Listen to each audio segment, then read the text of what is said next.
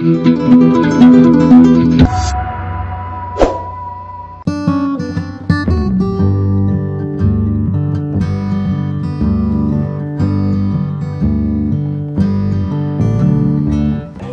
हरी मंडळी, तर आज आली आहे मी सारनाथला।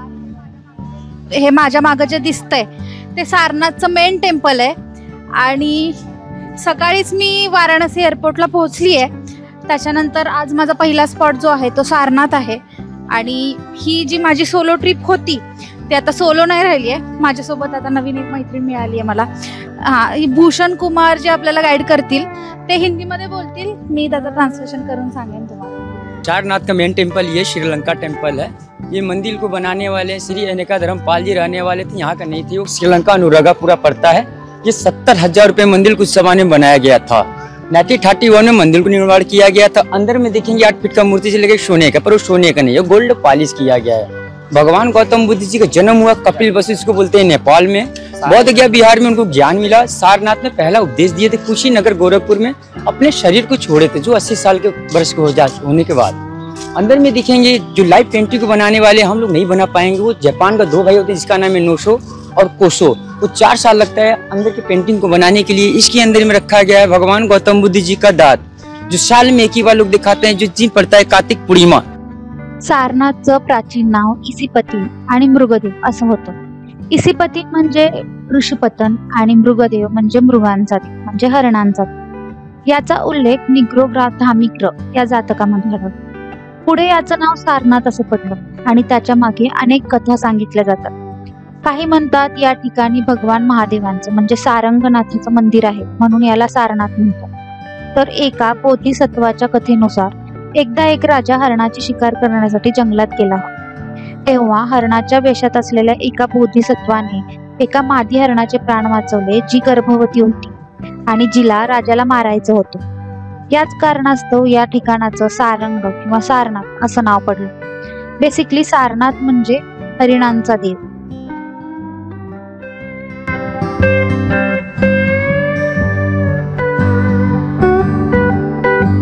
बिहार है जहाँ भगवान गौतम बुद्ध जी को ज्ञान मिला, उसी का शाखा अनुराधापुरा जहाँ श्रीलंका पड़ता है। सुमित्रा और महेंद्र सम्राट की बेटी और बेटे उस जगह पर जब प्रचार करने के बाद तीसरा पड़ा था कि सारनाथ में आया।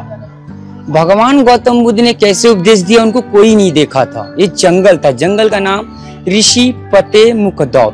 ऋषि जंगल डियर रहते थे। ये पूरी एरिया आपका देखिएगा पूरी जंगल है। 5 शीट देखिए वहां पर है। चुप रहा भैया जी।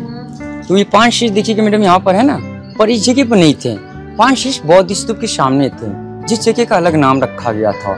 तो 5 शीश को यहाँ पर मॉडल को बनाने वाले हैं लोग बर्मा लोग ने, कोलंबो कर्क जी। और ये देखिए धर्म प्रवचन चक्र बोलते हैं, जैसे बोलते हैं हम लोग ओम नमः शिवाय। ये लोग को पाली भाषा क्या है, बुद्धम शरणम गच्छामि संगम शरणम गच्छामि। और बगल में मैडम ये देखिएगा ये 2010 किलो का है। 10 किलो का यहाँ का भी नहीं, ये जर्मन का रानी ने डोनेट किया, दलाई लामा का दान में दिया गया।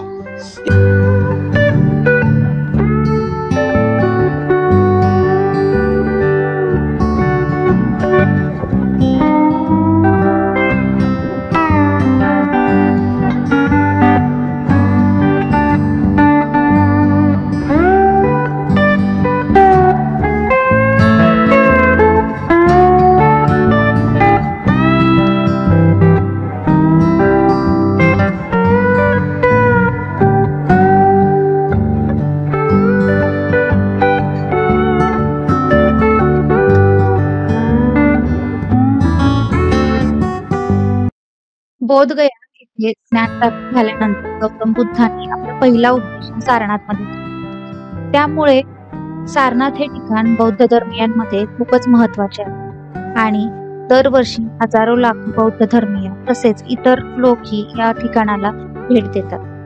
पूर्वी बौद्ध धर्माच्या वैभव काळात हे ठिकाण खूपच संपन्न होते, याचा प्रचिती इथल्या असणाऱ्या वास्तू पाहून कळते।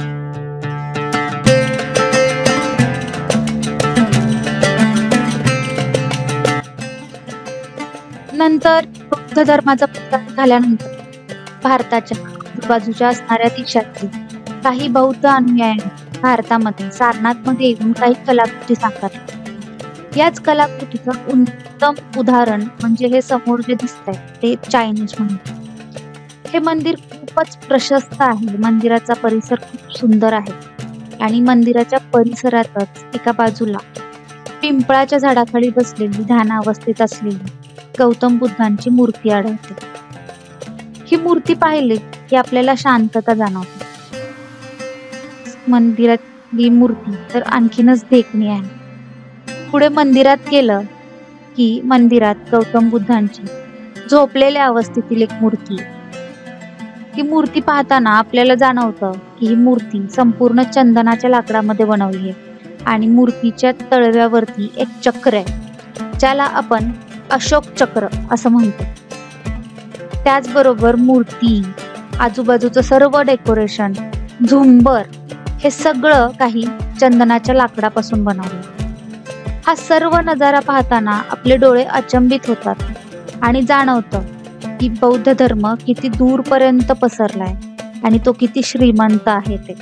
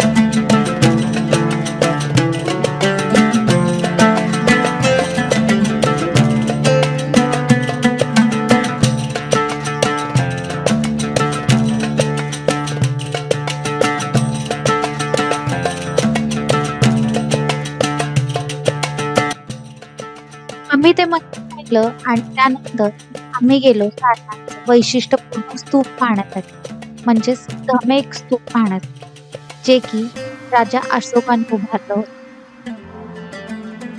इथेच बसून भगवान गौतम बुद्धांनी धम्मचक्र प्रवर्तन सूत्राचा उपदेश केला। ही वास्तू गौतम बुद्धांच्या वैभव काळात सुरेख कलाकृतींनी, शिल्पांनी अलंकृत केली होती।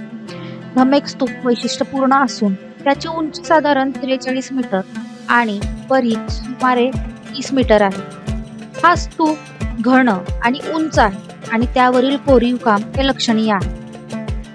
आजही जगभरातील बौद्ध अनुयायी हा स्तूप पाहण्यासाठी येतात। या ठिकाणाचा आणखी इतिहास असा, जेव्हा महमूदच्या गझनवीने 1017 मध्ये वाराणसी सोबत सारनाथ हे उद्ध्वस्त केले, त्यानंतर 12व्या शतकाच्या पूर्वार्धात कन्नौजच्या गोविंदचंद्राच्या कुमार देवी या राणीने कुशाणकालीन काही वास्तूंची पुनर्बांधणी केली आणि तिने धर्मचक्र जिना विहार बांधला। आम्ही हा स्तूप पाहिला, तिथली शांतता अनुभवली आणि परतीचा रस्ता पकडला। हा संपूर्ण व्हिडिओ तुम्हाला कसा वाटला हे मला नक्की कमेंटमध्ये सांगा आणि मी तुमच्या कमेंटची वाट बघते। त्याचबरोबर चॅनलला सबस्क्राईब करा। भेटूयात लवकरच नवीन ठिकाणाहून किंवा नवीन काहीतरी घेऊन। तोपर्यंत बाय।